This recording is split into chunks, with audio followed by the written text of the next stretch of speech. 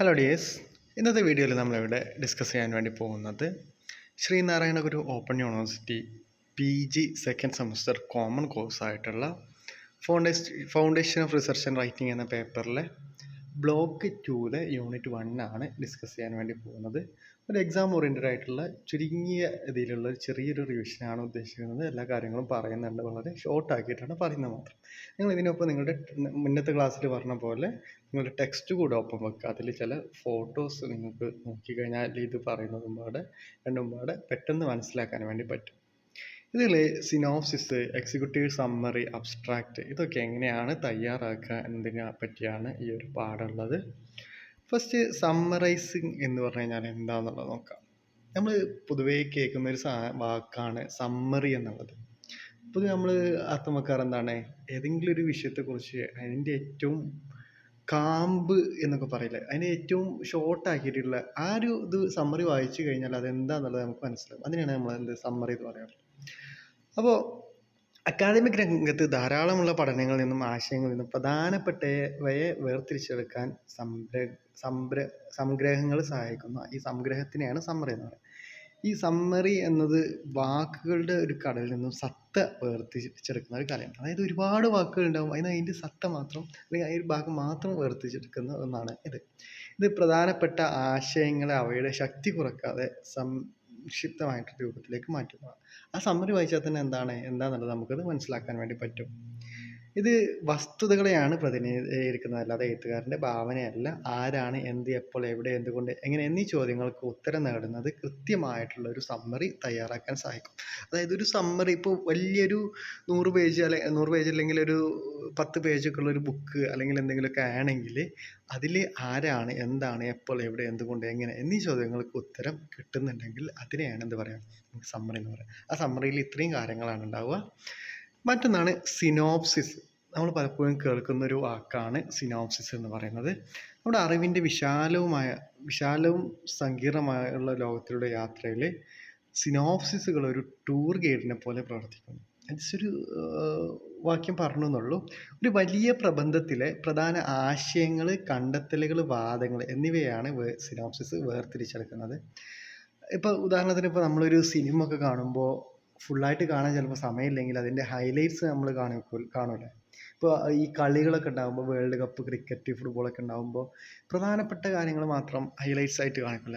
അതുപോലെയാണ് സിനോപ്സിസ് എന്ന് പറയുന്നത്. ഇതിൻ്റെ പ്രധാന ലക്ഷ്യം എന്ന് പറയുന്നത് ദൈർഘ്യമേറിയത് സങ്കീർണമായ വിവരങ്ങളെ ഒരു ചെറിയ രൂപത്തിലേക്ക് ചുരുക്കി കാര്യക്ഷമമായിട്ട് ആശയവിനിമയം നടത്തുക എന്നുള്ളതാണ് സിനോപ്സിസിൻ്റെ പ്രധാനപ്പെട്ട ലക്ഷ്യം എന്ന് പറയുന്നത്. ഇനി ഒരു ജനറൽ ഫോർമാറ്റിൽ ഒരു അക്കാദമിക് പശ്ചാത്തലത്തിൽ ഒരു സിനോപ്സിസ് ഒരാളുടെ ഗവേഷണത്തിൻ്റെ വിശാലമായിട്ടുള്ളൊരു പദ്ധതിയാണ്. ഇത് ഗവേഷണത്തിൻ്റെ സാധുത, വ്യാപ്തി, പ്രധാന ലക്ഷ്യങ്ങൾ, രീതിശാസ്ത്രം, രൂപകൽപ്പന, ഫോർമാറ്റ് എന്നിവ വിശദീകരിക്കുന്നു. അതുപോലെ സിനോപ്സിസ് തയ്യാറാക്കുന്നതിന് വിവിധ ഫോർമാറ്റുകളുണ്ട്. സ്ഥാപനങ്ങളും അക്കാദമിക് വിഷയങ്ങളും അനുസരിച്ച് അതിൻ്റെ ഈ ഒരു സിനോപ്സിസ് തയ്യാറാക്കുന്നതിൻ്റെ ഘടനയിലൊക്കെ ഒരുപാട് വ്യത്യാസങ്ങൾ വരാം. മിക്ക അക്കാദമിക് സ്ഥാപനങ്ങളും പിന്തുടരുന്ന ഒരു പൊതു ഫോർമാറ്റിൽ താഴെ പറയുന്ന പ്രധാന ഭാഗങ്ങൾ ഉൾപ്പെടുന്നുണ്ട്. അതായത് സാധാരണയായിട്ട് നമ്മൾ സിനോപ്സിസ് ഉണ്ടാക്കുമ്പോൾ ഇതിൽ പറയുന്ന കാര്യങ്ങൾ ഉണ്ടായിരിക്കണം. ഒരു ടൈറ്റിൽ പേജ്, അതിൻ്റെ ഒരു ഉള്ളടക്കം, ആമുഖം, ലിറ്ററേച്ചർ റിവ്യൂ, ഗവേഷണ രീതിശാസ്ത്രം, അതായത് റിസർച്ച് മെത്തഡോളജി, റെഫറൻസുകളൊക്കെ ഉണ്ടാവണം. ഇനി അതിലൊന്നാമത്തതാണ് ടൈറ്റിൽ പേജ്. ഒരു ഗവേഷണത്തിൽ ഏറ്റവും പ്രധാനപ്പെട്ട കീവേഡുകൾ അടങ്ങിയിട്ടുള്ള സംക്ഷിപ്തവും വിജ്ഞാനപ്രദവുമായിട്ടുള്ളൊരു തലക്കെട്ട് ഉണ്ടായിരിക്കണം. അത് ആ ഒരു മേഖലയെക്കുറിച്ച്, എന്തിനെക്കുറിച്ചാണോ അതിനെക്കുറിച്ചൊരു ധാരണ ലഭിക്കാൻ വായനക്കാരെ സഹായിക്കും. ഈ തലക്കെട്ട് വളരെ നീണ്ടതോ ചെറുതോ ആകരുത്. കൂടുതൽ സെൻസിറ്റീവ് ആയിട്ടുള്ള വാക്കുകളോ ആശയങ്ങളോ ഒഴിവാക്കുക. നമുക്ക് പെട്ടെന്ന് മനസ്സിലാവുന്നതാണ്, അല്ലാതെ കടിച്ചാൽ പൊട്ടാത്ത കുറേ സാധനങ്ങൾ ഇട്ടിട്ട് കാര്യമില്ല. പിന്നെ MLA, APA, ചിക്കാഗോ മാനുവൽ തുടങ്ങിയിട്ടുള്ള റൈറ്റിംഗ് സ്റ്റൈലുകൾ അനുസരിച്ച് തലക്കെട്ടുന്ന രീതിയിൽ മാറ്റം വരാം. അതായത് ടൈറ്റിൽ കേസ്, സെൻറ്റൻസ് കേസ്, നമ്മൾ ഈ ലെറ്റർ കടിക്കില്ല. അതിൽ സിനോപ്സിസിൽ ടൈറ്റിൽ പേജ് കണക്കാക്കാമെങ്കിലും അതിൽ പേജ് നമ്പർ നൽകാറില്ല. സിനോപ്സിസിൻ്റെ ടൈറ്റിൽ പേജിൽ പേജ് നമ്പർ കൊടുക്കാറില്ല.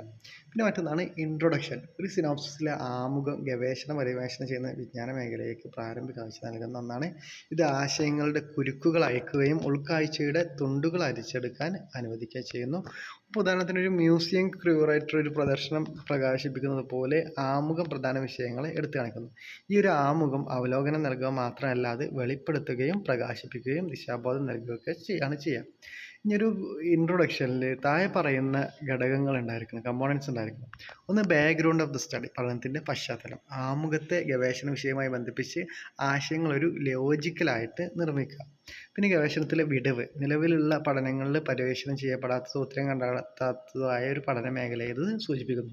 പിന്നെ ഒരു റിസർച്ച് പ്രോബ്ലം, ഗവേഷണ പ്രശ്നം, ഒരു പ്രത്യേക വിഷയത്തിൽ ആശങ്കാജനകമായിട്ടുള്ള ഒരു ചോദ്യത്തെയോ പ്രശ്നത്തെയോ ഇത് കുറിക്കുന്നു.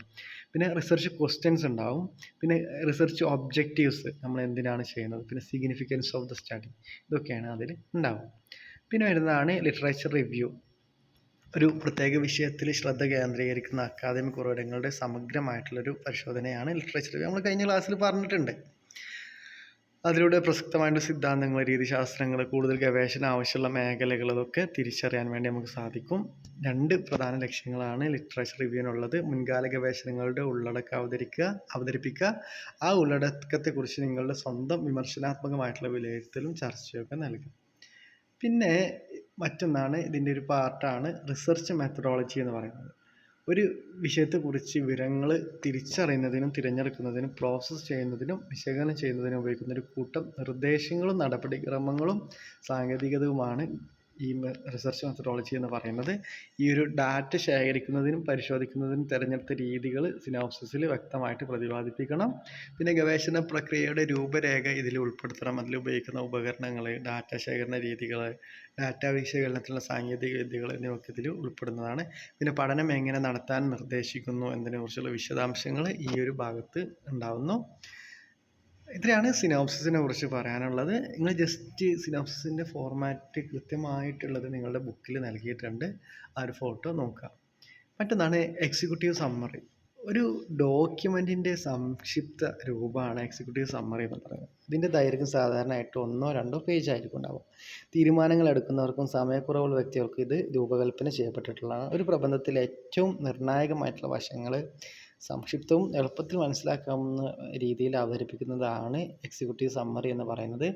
ബിസിനസ് കേസുകൾ, പ്രൊജക്റ്റ് പ്രപ്പോസലുകൾ, ഗവേഷണ രേഖകൾ, മാർക്കറ്റ് സർവേകൾ, പ്രൊജക്റ്റ് പ്ലാനുകൾ തുടങ്ങിയിട്ടുള്ള വിവിധ തരം രേഖകളിൽ എക്സിക്യൂട്ടീവ് സമ്മറി സാധാരണയായിട്ട് നമുക്ക് കാണാൻ പറ്റും.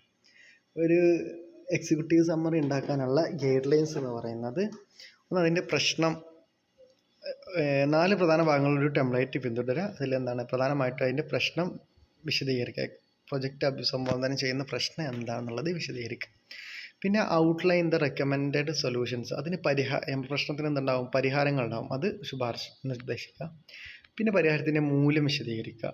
പിന്നെ ജോലിയുടെ പ്രാധാന്യത്തെക്കുറിച്ചൊരു നിഗമനത്തോടെ അവസാനിപ്പിക്കുക. ഇതാണ് ഒരു എക്സിക്യൂട്ടീവ് സമ്മറിയുടെ രൂപം എന്ന് പറയുന്നത്. ഇനി ഇതിൽ പ്രധാനപ്പെട്ട മറ്റൊന്നാണ് അബ്സ്ട്രാക്റ്റ് എന്ന് പറയുന്നത്. അബ്സ്ട്രാക്റ്റ് എന്ന് പറഞ്ഞു കഴിഞ്ഞാൽ കാര്യങ്ങൾ ചുരുക്കി, നമ്മൾ നേരത്തെ സമ്മറി പറഞ്ഞില്ലേ, അതുപോലത്തെ ഒന്നാണ് അബ്സ്ട്രാക്റ്റ് എന്ന് പറയുന്നത്. ഒരു ഗവേഷണ പ്രബന്ധത്തിൻ്റെ സംക്ഷിപ്ത രൂപമാണ് അബ്സ്ട്രാക്റ്റ് എന്ന് പറയുന്നത്. ഏകദേശം 6-7 വാക്യങ്ങളോ 150, 250, 300ഓളം വാക്കുകളോ ഇതിൽ അടങ്ങിയിട്ടുണ്ടാവും. ഒരു പ്രബന്ധത്തിൻ്റെ കാതൽ വേഗത്തിൽ മനസ്സിലാക്കാൻ ഇത് വായനക്കാരെ അനുവദിക്കുന്നു. ഇതുവഴി മുഴുവൻ പ്രബന്ധവും വായിക്കണമെന്ന് തീരുമാനിക്കാൻ അവരെ സഹായിക്കും. ഉദാഹരണത്തിന് ഒരു വലിയൊരു എസ്സേ ഒക്കെ വരികയാണെങ്കിൽ അതിൻ്റെ അബ്സ്ട്രാക്റ്റ് വായിച്ചു കഴിഞ്ഞാൽ തന്നെ അതിലെന്താണെന്നുള്ളത് നമുക്ക് മനസ്സിലാക്കാൻ വേണ്ടി പറ്റും. പലപ്പോഴും അബ്സ്ട്രാക്റ്റുകൾ ഓൺലൈൻ സെർച്ച് എഞ്ചിനുകളും ബിബ്ലിയോഗ്രാഫിക് ഡാറ്റ ബേസുകളും പ്രസിദ്ധീകരിച്ച പ്രബന്ധങ്ങൾ സൂചികയിലാക്കാനും ഉപയോഗിക്കുന്നുണ്ട്. മുഴുവൻ പ്രബന്ധവും പൂർത്തിയായതിനു ശേഷം അബ്സ്ട്രാക്റ്റ് എഴുതാനാണ് ശുപാർശ ചെയ്യുന്നത്. ഇത് കൂടുതൽ കൃത്യവും ഫലപ്രദവുമായിട്ടുള്ള ഒരു സംഗ്രഹം ഉറപ്പാക്കും. നമ്മൾ ഈ ഒരു കോൺഫറൻസ് ഒക്കെ നടക്കുന്ന സമയത്ത് സാധാരണയായിട്ട് അബ്സ്ട്രാക്റ്റ് കൊടുക്കാൻ പറയാറുണ്ട്. അതെന്താണെന്ന് വെച്ചാൽ ആ ഒരു അബ്സ്ട്രാക്റ്റ് കിട്ടിക്കഴിഞ്ഞാൽ തന്നെ ഏകദേശം ആ ഒരു സ്റ്റഡി എന്താണെന്നുള്ളത് മനസ്സിലാക്കാൻ പറ്റും. അപ്പോൾ അതാണ് പ്രസൻറ്റ് ചെയ്യാൻ പറയാറും. അതുപോലെ അതിനനുസരിച്ചാണ് ഈ നല്ല രീതിയിലുള്ള അബ്സ്ട്രാക്റ്റ് ആണെങ്കിൽ കോൺഫറൻസിന് അക്സെപ്റ്റ് ചെയ്യും. അപ്പോൾ അബ്സ്ട്രാക്റ്റ് എന്ന് പറഞ്ഞു കഴിഞ്ഞാൽ അതിൻ്റെ ഒരു കൃത്യമായിട്ടുള്ളൊരു ഇതാണ്, ഷോർട്ടാക്കിയിട്ടുള്ളൊരു സാധനമാണ് അബ്സ്ട്രാക്റ്റ് എന്ന് പറയുന്നത്. ഇനി അതിൻ്റെ കമ്പോണൻസ് എന്തൊക്കെയാണെന്ന് നോക്കാം. APA മാർഗ്ഗനിർദ്ദേശങ്ങൾ അനുസരിച്ച് ഗവേഷണത്തെക്കുറിച്ചുള്ള പശ്ചാത്തല വിവരങ്ങൾ, ഗവേഷണത്തിൽ അഭിസംബോധന ചെയ്യുന്ന പ്രധാന ചോദ്യങ്ങൾ അല്ലെങ്കിൽ പ്രശ്നങ്ങൾ, ഉപയോഗിച്ച ഗവേഷണ രീതികളും വിശകലന സമീപനങ്ങളും, പ്രധാന കണ്ടെത്തലുകൾ, ഫലങ്ങൾ, വാദങ്ങൾ, അല്ലെങ്കിൽ കണ്ടെത്തലുകളുടെ പ്രാധാന്യം അല്ലെങ്കിൽ പ്രത്യാഘാതങ്ങൾ. ഒരു അബ്സ്ട്രാക്റ്റ് എന്ന് പറഞ്ഞു കഴിഞ്ഞാൽ നമ്മുടെ മുന്നിലുള്ള ഒരു മുഴുവൻ പേപ്പറും വായിക്കാതെ തന്നെ സ്വയം മനസ്സിലാക്കാൻ കഴിയുന്നത് ആയിരിക്കണം. അബ്സ്ട്രാക്റ്റിൻ്റെ ഫോർമാറ്റൊക്കെ നിങ്ങളുടെ ടെക്സ്റ്റിൽ കൊടുത്തിട്ടുണ്ട്. അതിൽ നോക്കിക്കഴിഞ്ഞാൽ നിങ്ങൾക്ക് കറക്റ്റായിട്ട് മനസ്സിലാവും. Thank you.